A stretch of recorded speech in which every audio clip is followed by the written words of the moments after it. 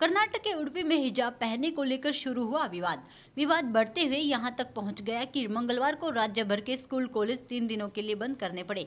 विवाद पिछले महीने तब शुरू हुआ जब उडुपी के एक कॉलेज में 6 लड़कियों को अंदर जाने से इस आधार पर रोक दिया गया कि वे हिजाब पहने हुए हैं। विवाद में अगला मोड़ तब आया जब कुछ लड़के भगवा गमछा डालकर आ गए। उनका कहना था कि अगर लड़कियों को हिजाब पहने दिया गया तो हम भी भगवा गमछा डालेंगे। इसके बाद यह मामला आसपास के इलाकों में भी फैल गया और तनाव बढ़ने लगा।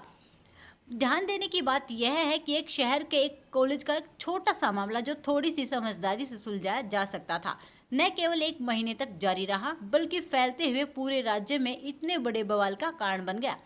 इस मामले पर अब न केवल हाईकोर्ट सुनवाई कर रहा है बल्कि राज्य सरकार भी नियम कानूनों का हवाला दे रही है। लेकिन कुछ समय पहले तक उस पूरे इलाके में तो क्या उस कॉलेज में भी हिजाब पहनने को लेकर कोई विवाद नहीं था।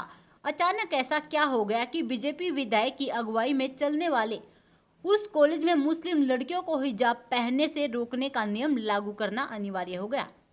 फिर यह सवाल भी है कि जो विवाद कुछ लड़कियों और कॉलेज प्रशासन के बीच था उसने राजनीतिक रंग कैसे ले लिया। ये मामला जितना साफ दिखाई देता है उतना है नहीं। इसमें पर्दे के पीछे राजनीति अहम भूमिका निभा रही है।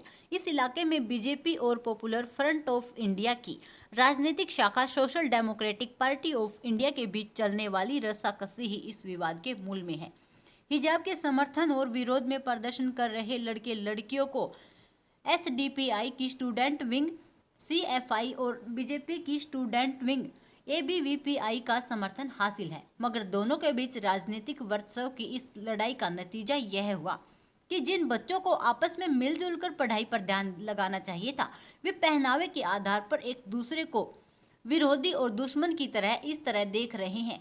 यह स्थिति न केवल शैक्षणिक स्तर के लिए नुकसानदेह है बल्कि स्कूल कॉलेजों को माहौल को लंबे समय तक दूषित कर सकती है।